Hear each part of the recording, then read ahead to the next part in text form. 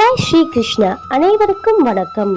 குழந்தையின் அழுகுரல் கேட்ட வாயிற்காவலர்கள் கம்சனிடம் சென்று கூறினர்.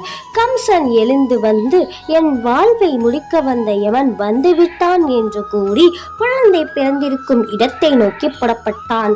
தமையன் வருவதைக் கண்ட தேவகி, அன்புள்ள சகோதரனே, இந்த பெண் குழந்தையை கொல்ல வேண்டாம்.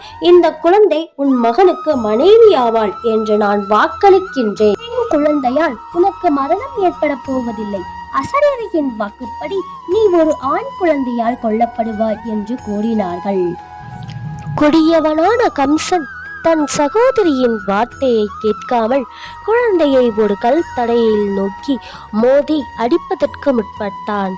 அவன் கையில் இருந்து குழந்தை நழுவி ஆகாயத்தை நோக்கி சென்று வில், வேல், அம்புகள், மணி, சங்கு, சக்கிரம், கதை, கேடியம் ஆகியவற்றை தாங்கி 8 கைகளுடன் நேர்த்தியான ஆடையை அணிந்து ஆபரணங்களால் அலங்கரிக்கப்பட்டு விஷ்ணுவின் இளைய சகோதரியாக காட்சி அளித்தது.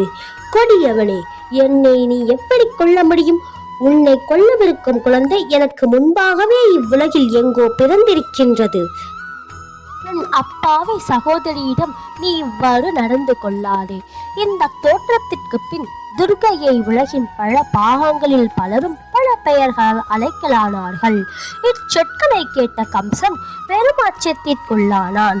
வசுதேவரையும் தேவகியையும் கட்டவிழ்த்து விடுதலை செய்து தன் மைத்துனரிடம் சகோதரியிடம் மன்னிப்பு வேண்டினான். மறுநாள் கம்சன் தன் அசுர நண்பர்களிடம் நேற்று இரவு நடந்ததை பற்றி கூறினான். உடனே அவன் அசுர நண்பர்கள், அசரீரியின் வாக்கு பொய்க்காது, ஆகையால் கடந்த 10 நாட்களுக்கு முன்பு பிறந்த குழந்தை அனைத்தையும் கொள்வதற்கு ஆணை பிறப்பிப்பாயாக என்று கூறினார்கள். தன் நண்பர்களின் ஆலோசனைப்படி கம்சன் அனைத்து குழந்தைகளையும் கொல்ல திட்டம் தீட்டினான். யாருக்கெல்லாம் பகவான் ஸ்ரீ கிருஷ்ணனை பிடிக்குமோ அவங்க ஜெய் ஸ்ரீ கிருஷ்ணான்னு கமெண்ட் பாக்ஸில் கமெண்ட் பண்ணிட்டு நம்ம கிருஷ்ண பரமாத்மா சேனலை சப்ஸ்கிரைப் பண்ணிக்கோங்க.